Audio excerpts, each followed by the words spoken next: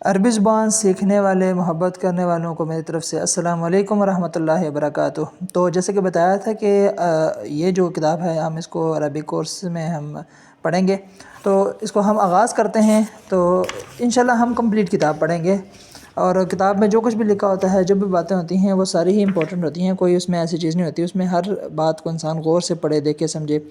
اور بالخصوص جو شروع میں باتیں لکھی گئی ہوتی ہیں، جس نے کتاب لکھی ہوتی ہے تو وہ بڑی اہم ہوتی ہیں، وہ اس سے سمجھ آتا ہے، اس کا کتاب کا بیسک سٹرکچر سمجھ آتا ہے۔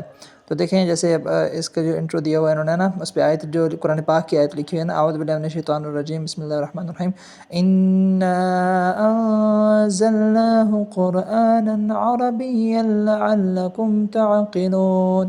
اللہ تعالیٰ فرماتے ہیں کہ بے شک ہم نے اس قرآن کو عربی زبان میں نازل کیا تاکہ تم نصیحت حاصل کرو، تاکہ تم اس کو سمجھو۔ تو ایک عربی زبان میں اس لیے ہے تاکہ ہم عربی زبان کو سیکھ کر، یعنی کہ جن کی عربی زبان نہیں ہے، ظاہر بات ہے وہ کیسے سمجھیں گے، تو وہ عربی زبان سیکھیں اور اس کو جو ہے نا اچھے طریقے سے سمجھیں۔ آپ دوسری زبان میں بھی ترجمہ بھی پڑھ سکتے ہیں، لیکن جو ہے نا جو صحیح طرح سمجھ آپ کو اسے اپنی زبان میں سیکھ کے آئے گی، وہ ظاہر بات ہے اس طرح نہیں آ سکتی۔ تو اس لیے جو ہے نا، اچھا جی، یہ ایڈیشن ہے جی، یہ طبع ہوئی ہے 2021 میں، 2021 کا یہ ایڈیشن ہے میرے پاس اس وقت۔ آپ دیکھ سکتے ہیں پبلیکیشن quranicademy.com، اور اس طریقے سے اچھا یہ ترتیب کتاب ہے آپ کے سامنے۔ یہ جو پہلا حصہ، جیسے کہ میں نے بتایا تھا نا، پہلا حصہ انہوں نے ڈیوائڈ کیا ہے۔ پہلے دیکھیں پارٹس آف اسپیچ 3 ہی ہیں عربی میں، ایک اسم ہے، فعل ہے، حرف ہے۔ اس میں سے بھی 2 بڑے کون سے ہیں؟ اسم ہے، پھر اس کے بعد اسم ہے، پھر اس کے بعد فعل ہے۔ حرف تو آپ کو پتہ ہے ساتھ ویسے ہی لگتا ہے نا جملے کو پورا کرنے کے لیے۔ تو بڑی 2 چیزیں اسم اور فعل ہی ہیں، اس لیے انہوں نے پہلے حصے میں اسم کو ڈسکس کیا ہے اس کتاب میں، اور دوسرے حصے میں انہوں نے فعل کو ڈسکس کیا، ورب کو ڈسکس کیا۔ انگلش میں جو ہے پارٹس آف اسپیچ 8 بن جاتے ہیں، اس میں جو ہے ظاہری بات ہے اب ناؤن ہے، پرو ناؤن ہے، ایڈجیکٹو ہے، انٹرجیکشن ہے، یعنی کہ وہ یعنی جو ناؤن کے اندر جو عربی زبان میں اسم آ جاتا ہے نا، تو اس میں وہ انگلش کی 5 چیزیں آتی ہیں۔ تو پروناؤن مثلا ضمیریں ہیں، ٹھیک ہے، تو وہ عربی میں اسم کے اندر ہی آتی ہیں۔ تو انشاءاللہ وہ ہم آگے چل کے پڑھیں گے۔ تو آپ اس کے جو ہے نا وہ ٹاپکس دیکھ لیں، ٹاپک دیکھنے سے اس پوری کتاب کا جو ہے نا بندے کو خاکہ سمجھ میں آ جاتا ہے کہ یہ کتاب کس طریقے سے جو ہے نا وہ لکھی گئی ہے۔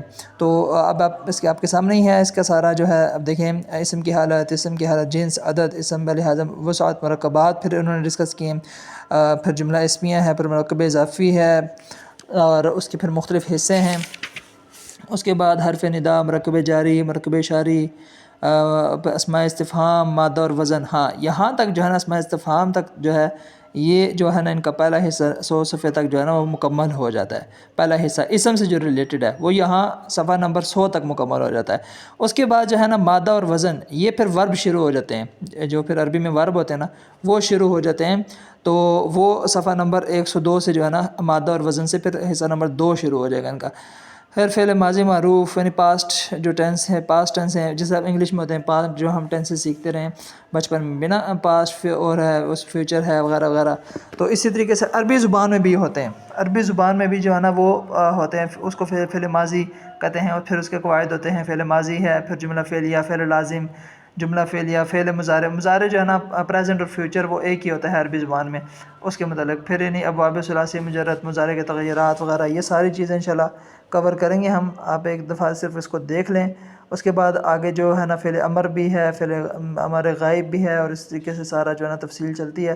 تو یہ ورب کی بحث ہو جائے گی۔ پھر اس کے بعد جو ہے نا جو چیزیں رہ جاتی ہیں انہوں نے تیسرے حصے میں اس کو ڈسکس کیا ہے۔ ہاں پھر یہ تیسرا اور جو چوتھا حصے میں بھی جو ہے نا کچھ چیزیں آ جاتی ہیں اس کی۔ تو یہ اس کا جو ہے نا بیسک سٹرکچر ہے اس کتاب کا۔ تو ہم جو ہے نا دیکھیں اب آگے جو ہے نا پیش لفظ، ہم پیش لفظ وغیرہ اسی میں پڑھ لیتے ہیں تاکہ ہم اگلی جو ویڈیو بنائیں نا، یہ ایک انٹروڈکشن کی ویڈیو، مطلب ایک جو ہے نا آپ سمجھیں تمہیدی جسے کہتے ہیں ویڈیو ہے۔ اصل جو ویڈیو ہوگی باقاعدہ فرسٹ ویڈیو سے سبق سے، وہ ہم اگلی میں کر لیتے ہیں۔ اس میں ہم جو ابتدائی چیزیں ہیں نا وہ کچھ ہم پڑھ لیتے ہیں۔ پیش لفظ میں کیا لکھا ہے؟ بحمد تعالیٰ آسان عربی گرامر کا 6واں ایڈیشن پیش خدمت ہے۔ اس ایڈیشن میں کچھ اغلاط کی درستگی کی گئی ہے جن کی نشاندہی عربی گرامر کے اساتذہ کی جانب سے کی گئی تھی۔ یہ بڑی اچھی چیز ہوتی ہے کہ اگر کسی کو غلطی بتائی جائے تو وہ اس کو ٹھیک کرے۔ اچھا، نیز اس کے ساتھ کتاب کی ترتیب میں مزید بہتری لائی گئی ہے۔ اس اشاعت کے موقع پر اس کتاب کے اولین مؤلف محترم جناب لطفر رحمان صاحب کی رحلت کے عظیم سانحہ کا تذکرہ کرنا بھی ضروری سمجھوں گا۔ اللہ تعالیٰ ان کی مغفرت فرمائے۔ اللہ رب العزت مرحوم کی کامل مغفرت فرمائے، جنت الفردوس میں اعلیٰ مقام عطا فرمائے، اور اس کتاب کو ان کے لیے صدقہ جاریہ بنائے۔ دیکھیں انہوں نے کتاب لکھ دی ہے، اب ان کے جو ہے نا قبر میں بھی ان کو کام دے گی صدقہ جاریہ۔ جو بھی لوگ سیکھیں گے اسے عربی اور قرآن کو سمجھیں گے تو ان کو بھی فائدہ اس کا ملے گا۔ تو یہی ہمارا دین کہتا ہے کہ جو آپ اچھی بات خود سیکھیں دوسروں کو بھی سکھائیں۔ آخر میں ان تمام افراد کا شکر گزار ہوں کہ جنہوں نے اس کتاب کی تیاری میں اپنا حصہ ڈالا، اور دعا گو ہوں کہ اللہ رب العزت ان تمام افراد کی جملہ کوششوں کو اپنی بارگاہ میں قبول و منظور فرمائے اور اس کتاب کو ان کے لیے صدقہ جاریہ بنائے، آمین۔ ربنا تقبل منا انک انت السمیع العلیم وتب علینا انک انت التواب الرحیم۔ عاطف محمود، استاد عربی زبان و ادب، ناظم تعلیم قرآن اکیڈمی، یاسین آباد، کراچی، مطابق 25 جولائی 2020 کو انہوں نے لکھا ہے۔ اچھا جی، یہ ان کی طرف سے ہو گیا۔ عرض احوال، اب یہ عاطف محمود صاحب بھی جو ہے نا اس میں جو ہے نا تھوڑی سی بات کر رہے ہیں۔ قرآن حکیم اللہ کا آخری کلام ہے جو قیامت تک آنے والے تمام لوگوں کے لیے ہدایت کا ذریعہ ہے۔ اس کتاب کی جتنی خدمت کی گئی شاید ہی کسی کتاب کی گئی ہو۔ مسلمانوں کے ہاں علمی کام کی عظمت اور مقام کا اندازہ اس بات سے کیا جا سکتا ہے کہ انہوں نے اپنے مقدس کتاب قرآن حکیم کے لیے اس کے رسم الخط کی حفاظت ضروری سمجھی تو اس کے لیے باقاعدہ علم رسم کی بنیاد ڈالی۔ اس کی درست ادائیگی کے لیے باقاعدہ علم تجوید مدون کیا گیا۔ اب یہ ساری جو خدمتیں ہوئی ہیں قرآن کریم کی وجہ سے ہوئی ہیں، اس کی بدولت ہوئی ہیں۔ اس کی مراد اور معنی میں صحت کو حاصل کرنے کے لیے علم تفسیر کا آغاز ہوا۔ قرآن حکیم کی زبان کو سمجھنے کے لیے عربیت کی ضرورت تھی تو علم ادب عربی کو منظم کیا۔ پھر علم ادب کے لیے لغت، قواعد زبان، بلاغت اور قوانین فصاحت کی ضرورت تھی تو علم لغت، صرف، نحو، انشاء، معانی، بیان، بدیع، ضرب الامثال جیسے علوم وجود میں آئے۔ تفسیر کے لیے اقوال رسول صلی اللہ علیہ وسلم کی ضرورت تھی تو علم الحدیث کی بنیاد پڑی۔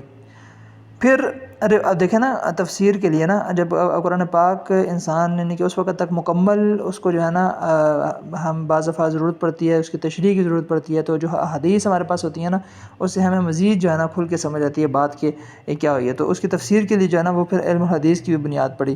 تو سارے علوم جو ہے نا آپ کو نظر آ رہا ہوگا ریلیٹ کر رہے ہیں کس سے؟ قرآن سے۔ قرآن کی وجہ سے سارے علوم جو ہے نا وہ مارز وجود میں آئے ہیں، تو بیسیکلی قرآن کی خدمت ہی تھی، تو علم الحدیث کی بنیاد پڑی۔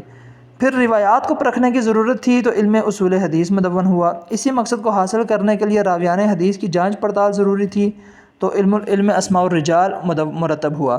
قرآن حکیم سے احکام شریعت کو سمجھنے کے لیے علم الفقہ اور علم اصول الفقہ کی بنیاد رکھی گئی۔ یہ سارے اسلامی اور دینی جو ہے نا علوم ہیں وہ بتا رہے ہیں کہ ہر ایک کی بنیاد کس وجہ سے پڑی۔ قرآن احکامات پر فلسفیوں کے اعتراضات کے جواب کے لیے علم الکلام مدون ہوا۔ یہ سارے علوم جو ہے نا وہ پڑھائے جاتے ہیں الحمدللہ مدارس میں، جو 8 سال کا درس نظامی کا کورس ہوتا ہے اس میں ایک ایک فن ایک جو ہے نا وہ سارے علوم جو ہے نا الحمدللہ پڑھائے جاتے ہیں۔ علم النحو و صرف کی بنیاد ہمارے اسلاف نے قرآن فہمی کے لیے ہی رکھی تھی تاکہ قرآن مجید صحیح طریقے سے سمجھ آئے، جو قرآن پاک جو عربی گرامر ہے۔ اسی مقصد کو حاصل کرنے کے لیے بر عظیم پاک و ہند میں بھی کتابیں لکھی گئیں، جن میں ایک کتاب عربی کا معلم کو کافی شہرت حاصل ہوئی۔ یہ کتاب مولانا عبدالستار خان رحمہ اللہ تعالیٰ کی تصنیف کردہ تھی۔ بعد ازاں اسی کتاب کو بنیاد بناتے ہوئے کئی کتابیں تحریر کی گئیں۔ انہی کتابوں میں سے ایک کتاب لطف الرحمان صاحب کی تالیف کردہ آسان عربی گرامر بھی تھی، جو موصوف نے قرآن اکیڈمی میں اپنے استاد حافظ احمد یار صاحب رحمۃ اللہ علیہ کی خواہش پر مرتب کی تھی۔ حافظ احمد یار رحمہ اللہ عربی کی تدریس کے لیے عربی کا معلم سے استفادہ کرتے تھے۔ دوران تدریس اظہار فرماتے رہتے تھے کہ عربی کا معلم نامی کتاب میں کچھ ترتیب اگر تبدیل کر دی جائے، چونکہ پرانی وہ ترتیب ہو گئی تھی نا تو اب وہ چاہتے تھے تھوڑی سی ترتیب نہیں ہو، اگر تبدیل کر دی جائے تو اس کتاب کی افادیت اور بڑھ جائے گی۔ لطف الرحمان صاحب فرماتے ہیں کہ میں اس انتظار میں تھا کہ حافظ صاحب خود اس کام کو سر انجام دیں، لیکن ان کی مصروفیت اس کام میں رکاوٹ بنتی رہی، اور جب میں نے انہیں اس سے بھی زیادہ اہم کام یعنی لغات و اعراب القرآن میں مصروف دیکھا تو خود ہی اس کام کا بیڑا اٹھایا تاکہ ایک طرف تو قرآن اکیڈمی اور قرآن کالج کی ضرورت کسی درجے میں پوری ہو سکے، اور دوسری طرف اس نہج پر بہتر اور معیاری کام کی راہ ہموار ہو سکے۔ اس کتاب میں اسباق کی ترتیب، اسباق کی چھوٹے چھوٹے حصوں میں تقسیم اور بات کو پہلے اردو اور انگریزی کے حوالے سے سمجھا کر پھر عربی قاعدے کی طرف آنا، ظاہر بات ہے جو اسکول کالج میں لوگ پڑھتے ہیں تو ان کے لیے پھر آسان ہوتا ہے جب آپ ان کو انگریزی کا حوالہ دے کے سمجھاتے ہیں، کیونکہ انگلش گرامر انہوں نے پڑھی ہوتی ہے، تو جب آپ ریلیٹ کرتے ہیں نا عربی گرامر کو انگلش گرامر سے تو پھر ان کو بات صحیح طرح سمجھ آتی ہے۔ پھر عربی قاعدے کی طرف آنا محترم حافظ صاحب کا خصوصی طرز تعلیم ہے۔ اس کتاب کا یہی وہ پہلو ہے جس پر اب ابتداءً حافظ صاحب نے کچھ وقت نکال ڈال کر تنقیدی نظر ڈالی ہے اور میری کوتاہیوں پر گرفت کی اور تصحیح کی۔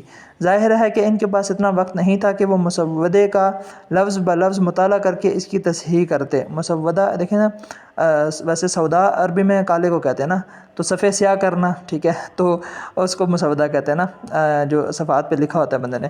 تو اس مسودے کو جو ہے نا لفظ مطالعہ نہیں کر سکے، لیکن جو ہے نا رہنمائی فرماتے رہے ہر مرحلے میں، پر میری رہنمائی فرماتے اس لیے اس کتاب میں جو بھی کوتاہی اور کمی موجود ہے، اس کی ذمہ داری مجھ پر ہے۔ قرآن اکیڈمی کے کلاس فیلو جو تھے، ان کے جو ساتھی تھے ان کے قرآن اکیڈمی کے فیلو جناب حافظ خالد محمود خضر صاحب نے اپنی گوناگون ذمہ داریوں اور مصروفیات سے وقت نکال کر مسودے کا مطالعہ کیا اور اغلاط کی تصحیح میں میری بھرپور معاونت کی ہے۔ اس کے لیے میں ان کا بھی بہت ممنون ہوں۔ اللہ تعالیٰ ان کو جزائے خیر سے نوازے، آمین۔ جیسا کہ لطف الرحمن صاحب کی باتوں سے یہ بات سامنے آئی کہ ان کا ایک مقصد اس کتاب کی تالیف سے یہ بھی تھا کہ اس نہج پر بہتر اور معیاری کام کی راہ ہموار ہو سکے۔ چنانچہ بعد میں اس کتاب کو مزید بہتر بنانے کے لیے انجمن خدام القرآن سندھ کراچی کے اساتذہ نے درج ذیل امور انجام دیے۔ اس کتاب کا مقصد کیونکہ قرآن فہمی تھا، اس لیے لہٰذا اس مقصد کو حاصل کرنے کے لیے اسباق کے آخر میں قرآنی مثالوں کا مزید اضافہ کیا گیا۔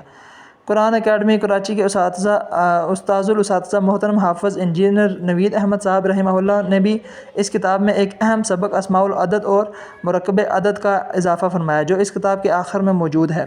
ابتداءً اس کتاب کے 3 حصے تھے جو مرکزی انجمن خدام القرآن لاہور سے شائع ہوتے رہے۔ اضافوں کی وجہ سے اس کا چوتھا حصہ بھی مرتب ہو گیا، جو انجمن خدام القرآن سندھ سے شائع ہوتا رہا ہے۔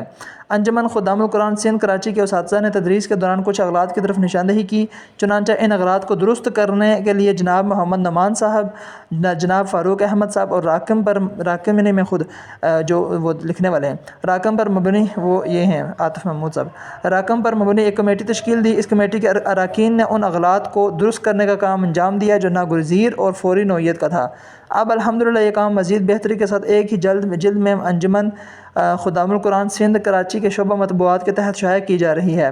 ان تمام مراحل سے گزارنے کے باوجود یقیناً اس کتاب میں اب بھی اغلاط کی موجودگی کا امکان ہے، کیونکہ اس دنیا میں پرفیکشن کا حصول ممکن نہیں ہے۔ حضرات اہل علم سے گزارش ہے کہ ان کی نشاندہی فرمائیں، نیز اس کتاب کو مزید بہتر بنانے کے لیے اپنے قیمتی آرائیں سے نوازیں۔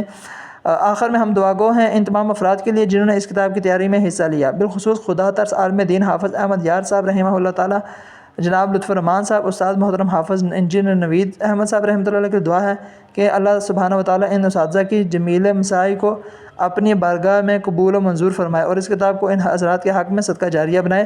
ربنا تقبل منا آمین۔ ربنا تقبل منا انک انت السمیع العلیم وتب علینا انک انت التواب الرحیم۔ عاطف محمود، استاد عربی زبان و ادب، ناظم تعلیم، قرآن اکیڈمی، یاسین آباد، کراچی۔ اچھا، یہ انہوں نے 2016 میں جو ہے نا باتیں لکھی ہیں۔